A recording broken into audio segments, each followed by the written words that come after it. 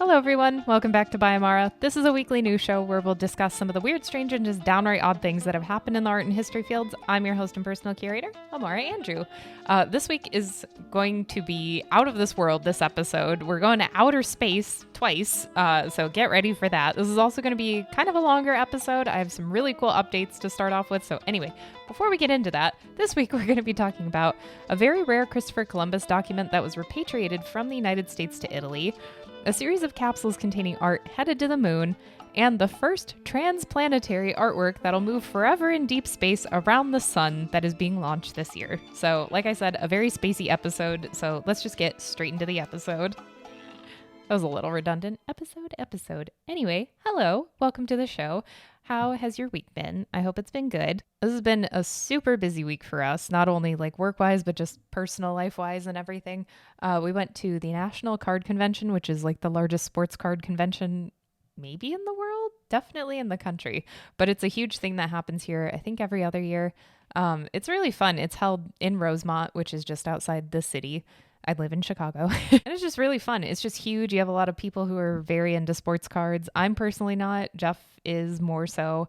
But there was also V Friends, which is something that I really like. It's by Gary V, and it's just really fun. And he was at the booth like all weekend, so that was fun getting to chat and everything. We also went to the Chicago Bears training camp yesterday, which is why this recording is going to be a day late. It was just crazy hectic, but that was also very fun. You just get to see, the Bears players train, I guess. It's fun. It's something they do every year, and you just get to be part of it and see kind of the ins and outs and everything. And I don't know, it's just a fun little like day thing. It also is only an hour and 43 minutes long. Apparently, it's like a very specific time, so you have to get there on time. Anyway, I think that's all I have for personal life updates, but I do have, I think, 3 different story updates from this week. So the first update I have for you is about the Tondo, which was this painting. We talked about it back in episode 20. We're already at episode 44. But basically the whole mystery surrounding it is, who's the author? It's a very common thing in art history. It's like, well, documents weren't kept and blah, blah, blah. So a series of researchers from the University of Nottingham and the University of Bradford used facial recognition technology to identify the missing author, or the mystery author, rather. So the painting itself, the Tondo, it depicts a typical scene in Western European Renaissance art, which is the Madonna and Christ child. So the researchers actually took, like I said, facial analysis of both Madonna and the Christ child, and they compared it to hundreds of different artists at the specific Western European Renaissance art time period. And they found that the facial features of the Madonna was 97% similar, and the facial features of the child were 86% similar to the work of Raphael, as I talked about in the episode. They specifically, though, used the Sistine Madonna as their baseline, where they were just like, okay, this is close enough. And I also talked about in the episode how it would make sense if it was 97% or 86% similar, because these artists had huge workshops, or kind of big-ish workshops, where they had other people finish their artworks for them sometimes. So sometimes it would be like, this came from the workshop of Raphael or whatever. So that's why it would be a little bit different if Raphael kind of started it and then he had somebody else finish it, or vice versa, whatever. So that is why it's not like 100% accurate. Also, it's just not going to ever be 100% accurate, so you just never know. But to support this, there was also analysis done on the pigments to see that these were typical of early pre-1700s Western European Renaissance period. So the combo of all these different analyses, as well as just like looking at it and comparing it visually, is what ultimately led to it being attributed to Raphael. So the whole reason why I'm bringing this up is just because this piece is now on view. I know that's like a lot of lead up to get to this specific part, but this piece is now on public display for the first time at the Cartwright Hall Art Gallery in Bradford, England. So you can go check it out, is I guess the moral of that little nugget. I do also have an auction update for the Pteranodon we talked about in episode 42, so just a couple weeks ago. So I was super jazzed to talk about that in the episode, just because I love dinosaurs first and foremost, but this thing is fucking huge. It is massive, and it's also a super rare skeleton, mainly because the bones of a Pteranodon are hollow and fragile, so they're typically crushed, so you don't get this entire skeleton. Also, most of the skeleton itself is intact. So that was also something that was super rare, like everything about it. Also, given its size, the body, I think from the head to its little tootsies was 9 feet 9 inches, and then the wingspan is 20 feet. This thing is fucking huge. So it's just amazing that this thing survived. So anyway, there's like minimal reconstruction that was done to the actual skeleton itself. It was mostly all intact. So anyway, this thing went up for auction on July 26, 2023. So just about a week ago, along with a bunch of other really cool stuff for natural history. Like there was also a plesiosaur that went up for auction. Like there were just a bunch of different things. It was really cool. So this pteranodon was estimated to go for between 4 to 6 million US dollars. And I have the results. It sold for $3,932,000. Now, that's a lot of money. However, if it was estimated to go between 4 and 6 million, it's an interesting sort of look into the market, because I read a couple articles recently that the art market itself has been tanking a little bit just since the pandemic.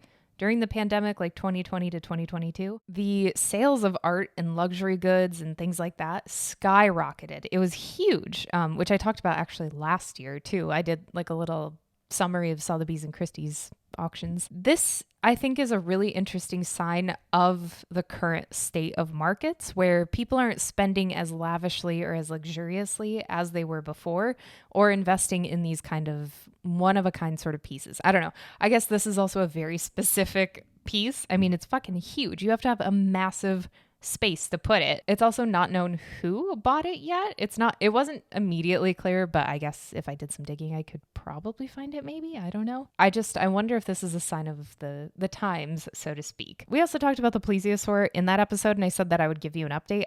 I actually didn't have an update for the price, so I'm not sure if it sold, if it didn't sell, but if there is a price, I will let you know in the future. Also, I was hoping I would have an update for the Namikawa Yasuyuki vase we talked about in episode 42 as well, but I could not find anything about it. I couldn't even find an auction house where it was auctioned, so I'm not quite sure what's going on there, but hopefully I will have more information soon. And my final story update for you also involves Beetlejuice. So last week we talked about the Beetlejuice thefts. There were 2 that happened on set within about a week. The first one was a lamppost that had a distinctive pumpkin decoration on top of it. That was stolen by an old GMC truck, it looked like. And then the second theft actually was this 150-pound iconic sculpture. It's like when you think of Beetlejuice sculpture, it's exactly what you think of. It's the one that Delia made, and then it almost kills her, and blah, blah, blah. That was also stolen. So that was definitely, it had to be a pre-planned thing, because like, how the fuck are you going to move this 150-pound thing? Anyway, so those 2 thefts happened within a week. Well, the following week, or a couple weeks rather, after those thefts, there was yet another theft. So this is the update, and it's very short. There isn't much known yet, or not much that's being shared publicly. 6 windows from the movie set's house were stolen from the storage location at a local Vermont ski resort. So the house itself was deconstructed after filming, and then the windows were donated to Northeast Slopes, I guess. So again, like I said, that's literally the only update, is just that there was yet another theft. Somehow somebody was able to track these and blah, blah, blah. I don't know. It's very weird. Either somebody's a huge movie buff, or they're hoping to make a bunch of money, or they're just fucking with somebody.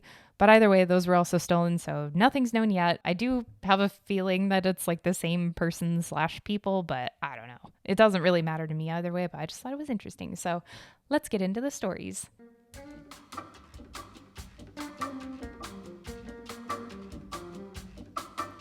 So I feel like I should preface this with a couple different things. First and foremost, yes, we are talking about Christopher Columbus, and no, not the director. We are talking about the asshole. I know that Christopher Columbus is very problematic, blah, blah, blah. I understand. However, I do want to talk about this document. It also feels weird to me to talk about repatriation in relation to the United States and Europe, not like non-European countries and everything, but we are talking about this today because it is really interesting. So just getting those things out first and foremost. Christopher Columbus was a douche, and there we go. Now let's get into the story. So what we're talking about is actually items that have been repatriated from the United States to Italy 4 different times within the past year. And we're going to talk about why and how and all that fun stuff in just a second. first, what we are talking about is a super rare 15th century document that was authored by Christopher Columbus, like I said, not the director, and it was repatriated to Italy from the United States. This version of the manuscript was stolen from the Biblioteca Nazionale Marciana Museum in Venice, and it's super rare for a variety of reasons, as you can guess. So the first reason why this document is super rare is because in it, Columbus describes his findings in the Americas and Caribbean islands. Now, there are actually 4 versions of this letter, so that's why I teased it's been repatriated 4 different times. The first 3 have since been returned from the U.S. to Italy to their respective institutions, but those are later versions and they address both the King and Queen of Spain. This version, which is known as the Plank version, named after the publisher of the letters, only addresses the King of Spain in it. So that also just makes it super rare. The original letter itself also was penned by Columbus, but then, like I said, it was sent out to a publisher in Rome, and then they sent out different copies and stuff like that, which also I do want to provide context to it. The printing press only existed in Europe for about 50 years at this point, which is just wild to think about. I don't know, just like a random ass fun fact. This specific version, the Plank version, is estimated to go for $1.3 million, or to be valued at that. Not go for. It's estimated to be valued at $1.3 million because it's such a rare item and a rare document. So back to the theft. The theft is estimated by the United States Immigration and Customs Enforcement, or ICE is just what I'm going to call it from here on out. So the theft itself of this particular version, Plank version, is estimated to have happened sometime between 1985 and 1988. And what's unusual about this theft, though, is that unlike other thefts of the Columbus letters, no forged document was put in its place. So it was just missing. There was no fake version of this letter that was put there. In the other versions, they were in various different museums and cultural institutions and stuff like that. They had forged versions that were there, and then somebody took a look at it and they're like, oh, what the fuck? This isn't right. So allegedly in 2003, a collector, quote, in good faith, had purchased this letter, allegedly not knowing that it was stolen, which maybe not.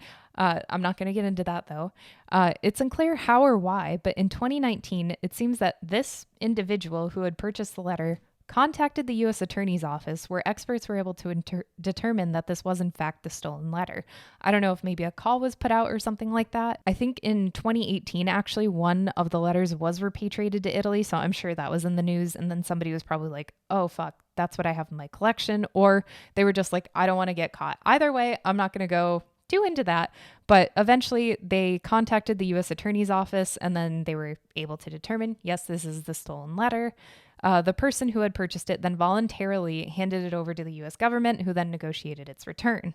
The government employees traveled to Rome with the letter, and then they had a whole ceremony and everything, repatriation ceremony. TLDR, moral of the story, all the versions of this Columbus letter are now returned back to Italy from the United States. So they're all in their original places.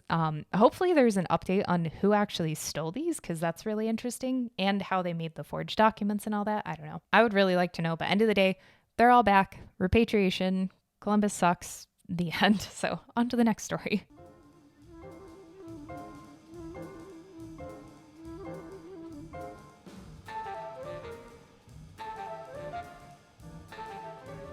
If you're an artist, would you want to put your art in a time capsule on the moon? Well, then the Lunar Codex project might be for you. Well, maybe. It's a very tricky sort of situation, but we'll talk about that in a second. I keep teasing all these things. I'm so sorry. So for backstory, what the fuck is a Lunar Codex? It's a project where the works of over 30,000 artists and filmmakers from 157 countries across all 7 continents, yes, they actually got artworks and things like that from Antarctica outposts. So all 7 continents. All of these items are being placed in 4 time capsules that are then going to be launched and kept on the moon. Why the fuck are people doing this? We'll talk about some other instances of this, but apparently, according to the founder of this project, Samuel Peralta, quote, "The Codex is a message in a bottle to the future so that travelers who find these time capsules might discover some of the richness of our world today.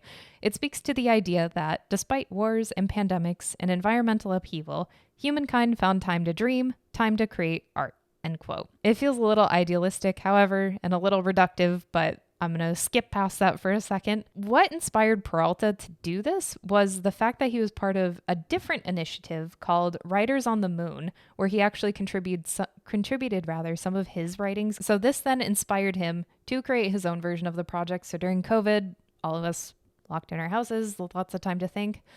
So he actually purchased his first payload space from NASA in 2020. And then since then, he's purchased way more payload spaces for these other launches that we'll talk about. So this is created, I believe it's by his company, or rather another company that he's working with called Incandescence, whatever, in association with NASA's Artemis. The company itself, Incandescence, does a lot of tech stuff, but I also want to say their website sucks ass. It is horrible, which is kind of weird considering that the whole premise of this company is tech related and digitization and digital preservation and all that kind of stuff. I don't know. It's really weird. It actually feels a little suspicious to me if your website sucks, but you're a tech company. Anyway, for the project, there are 4 different capsules that are going to be launched to the moon, each containing various different artworks. So the first one was actually already launched November 16th, 2022, and the craft itself returned December 11th, 2022. For the next year, there are going to be 3 other launches to the moon of these artworks. The next one is supposed to happen October or November of this year, but as I read further and further in documentation and stuff like that, each voyage keeps getting pushed back. So it might take a little bit longer, but maybe at the beginning of next year at the latest. So what the hell is even going in these capsules? I mentioned artwork, but like what kind? Well, first, I want to say that this project was really interesting because this isn't the first time that that people have sent capsules to the moon, obviously, especially containing artwork, which we'll talk about more of that in a second. But what's interesting about this one is there's actually a focus on including females and people of color in the contents of the capsule. So I thought that was really interesting. They haven't really been included in past capsules. Also, I want to point out too that all artists still have original copyright over their artwork. So it's not like they're handing it over to this big corporation. They're like, fuck you, we're putting it on the moon. So while there's a focus on visual artwork specifically, there's also a bunch of other stuff. Just to kind of give you a really brief list, exhibition catalogs, art magazines, poetry anthologies, short story collections, songs, etc., and various different writings. There's even going to be a poetry collection created by Peralta, so the founder of this project, who he created it along with Osun, who's AI that's based on ChatGPT-2. So that's going to be an entire poetry collection. I guess that's also going to be included. They're also, which I found interesting, they're also not accepting NFTs because they don't view them as art. They view them as, quote, certificates for artwork, which I thought was an interesting stance to take. I'm not entirely sure on the thought process of that specifically, but I would be very curious to know more about that sort of decision making. They are, though, including how they see it, digital artwork. They're including examples of that also. So I'm just very curious where that line sort of is, like what is the idea. But anyway, I'm not going to get too lost in the sauce there. This project also is completely free for creatives. However, you can't just submit your shit and be like, hey, I'm going to the moon. No, that's not how it works. This is a very highly curated collection, just like everything else that's been sent in capsules to the moon before.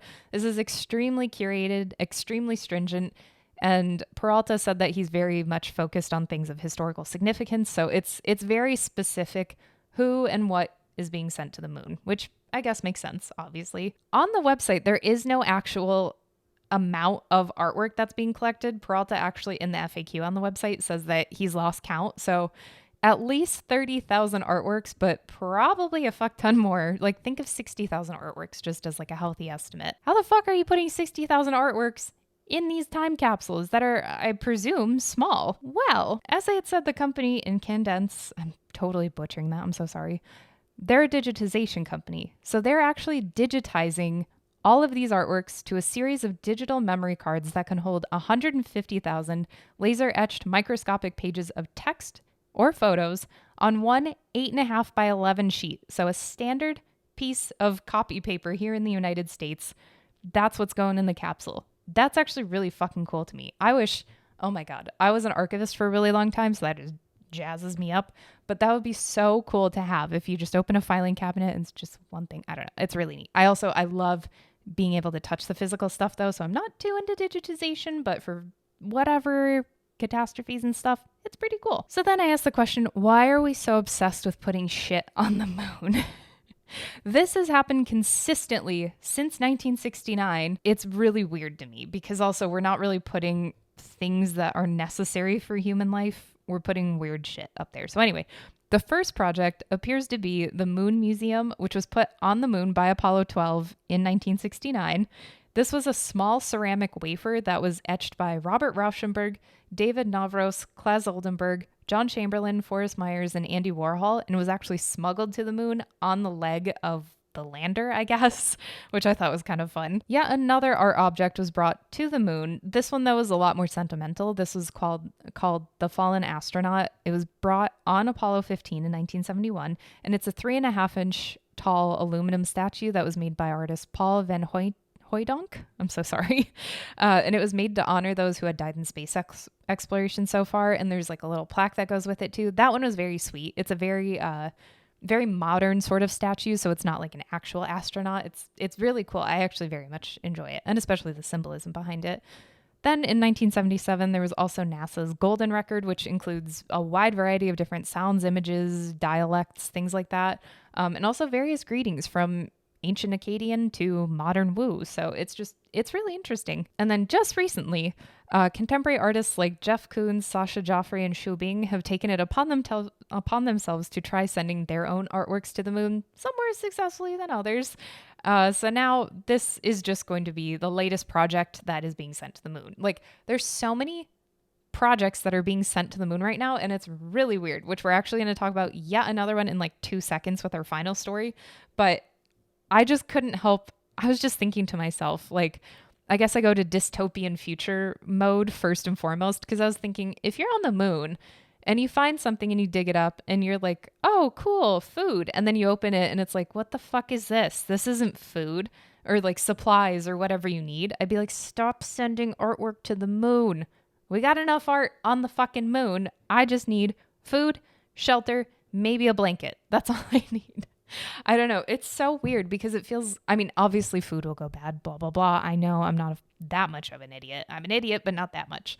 It's just so weird to me that we keep sending culture to the moon, or our versions of culture. It's really weird. In the FAQ, Peralta actually talked about how, because people have raised the question like, well, how the fuck are they going to listen to this? How are they going to watch this? Like, what's the fucking point?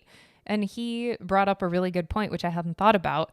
Like, presuming that whoever finds this, it's like 1,000 years, hundreds of years, whatever, into the future, we have figured out how to read ancient texts, ancient Akkadian, ancient Sumerian, ancient Babylonian, ancient Phoenician, all these different things. We've figured out how to read them based on, Rosetta Stone, blah, blah, blah, or various other things. So it's not out of the question for somebody to be able to figure this out, but I just think it's so silly we keep sending art into space. Anyway, I love art. Don't get me wrong. Obviously, why the fuck would I be doing this podcast if I didn't? But I just think it's such a weird thing to send because it's not absolutely necessary for human survival. It's more for your like soul survival. I don't know.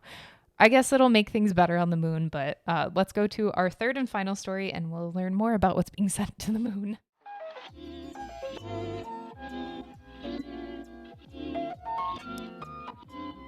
The first transplanetary artwork that'll move forever in deep space is around the sun is being launched this year. That was a fucking mouthful.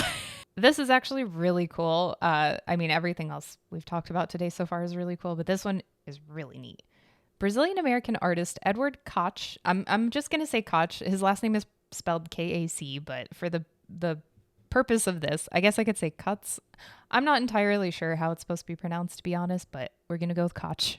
Sorry. So this guy has allegedly been waiting 3 fucking decades to send this to space, and it's just now going to happen this year. Sending this to space is actually part of the artistic practice for his hollow poem. Yeah, a fucking hollow poem called Agora, which is a type of holography. We're going to talk more about that. But he's not just sending that. He's also sending the remains of Star Trek's creator, Gene Roddenberry, and DNA from Presidents George Washington, JFK, and Dwight D. Eisenhower.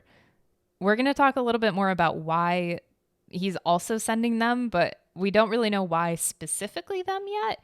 But we'll talk a little bit more about that in just one sec. This artist, Koch, is known for his use of holography to create his artworks. One of the fundamental tenets of his holo poetry is what he calls, quote, anti-gravitropism, which is the use of language in a way that doesn't follow the perceivable effect of gravity on writing. So to create agra, which means now in Portuguese, he dipped a plate of glass in a custom emulsion and then shot through it with a laser to carve his work in 3D.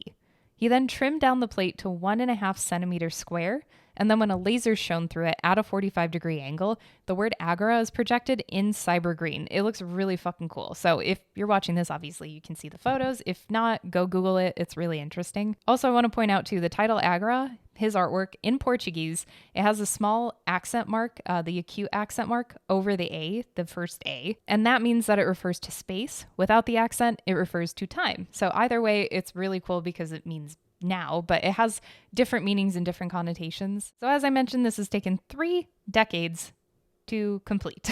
He created the artwork in 1986, which is why cyber green. And he had the vision of sending it to space one day. Funny enough, over the past few decades, though, he's actually worked at SpaceX and the International Space Station. He even already helped create an artwork that was sent to space. He sent instructions to an astronaut on how to create a sculpture using 2 pieces of paper. The sculpture is titled Inner Telescope, and it was created in 2017 in space. And it's supposed to stand for Mio, which is me in Portuguese. With SpaceX, he also sent a nanofiche disc engraved with a bunch of symbols titled Adsum, which is Latin for Here I Am.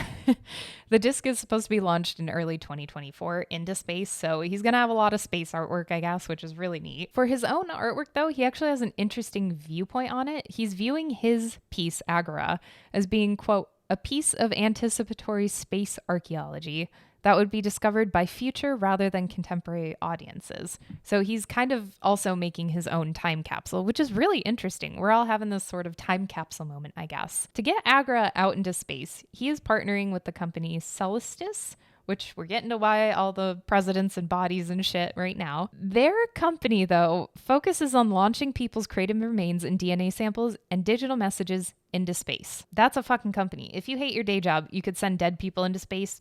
That could be your job. So that is why I think he's including the remains of Star Trek's creator and then all the DNA and stuff like that. I don't know how the fuck he got his hands on the cremated remains, but still interesting. So he's adding his artwork, I guess, on to this to then be like, hey, it made it out. I don't know. It's really interesting. So like the story we talked about before this one, this launch is also supposed to happen in 2023. But like I said, things get pushed back, things happen.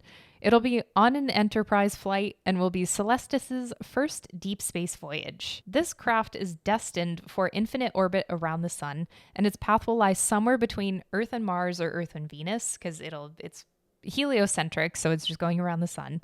The artwork is permanently housed inside a titanium 5 capsule that is secured within the craft. For eternity, it's just going to be going around and around and around. How cool is that? Like, that would actually be very interesting.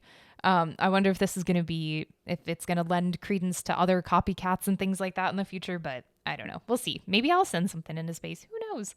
It's really fucking expensive, I'm assuming. So his whole hope for Agra is that it, quote, gives us a glimpse of infinity, a feeling of connectedness with that which cannot be known or measured, with the grand impermanence and immensity of it all. It reveals the value of the fleeting and the significance of the imponderable, only to reaffirm the wonder of being there and now.